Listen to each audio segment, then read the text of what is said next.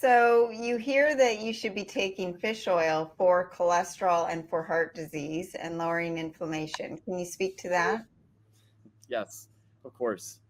So fish oil is one of the best agents right now to lower triglycerides and also to lower the lipid panel or affect the lipid panel. It's a polyunsaturated fatty acids. It's rich in omega-3s.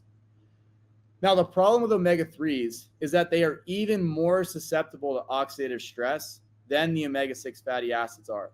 So if you take, well, most chances the fish oil supplement is already peroxidized, already damaged before you take it. And then if you don't have one that's damaged, it's possible, depending on what you take it with, it'll become oxidized and damaged inside the body.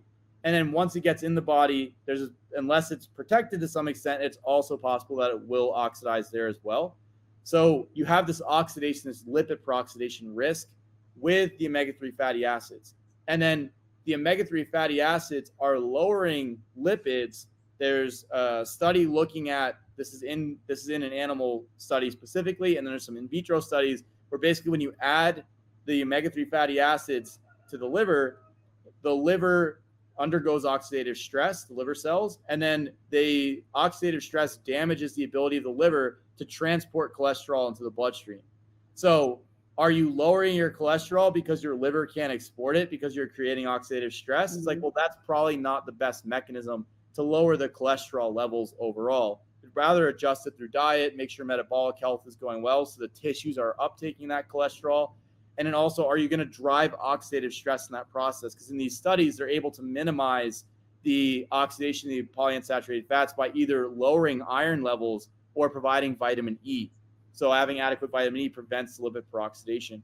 So the omega-3s, while they do actually lower cholesterol and they do lower triglyceride levels, the way that they're doing it is potentially problematic. They're also upregulating other signaling compounds or signaling systems in the body called the PPARs. So these are nuclear components that basically induce the storage of fats and induce the oxidation of fats. So it basically clears out the fats from the bloodstream pretty fast. So there's PPAR alpha, PPAR gamma. So the fish oil is a strong signaling molecule that activates these systems in the body to help increase the clearing of those fatty acids. Now, my hypothesis on this is that if you take a large amount of a very oxidizable fat, peroxidizable fat, the body's trying to get rid of it as fast as possible. So it signals these elements in order to try to get rid of it as fast as possible. And again, is that like an ideal way to fix underlying dysfunction? And at this point in time, I lean towards the side of no. It's probably not the ideal way, especially because I have many clients that I've worked with where I can drastically lower their lipid values and get things under control just with dietary adjustment without having to use things like that or even use statins.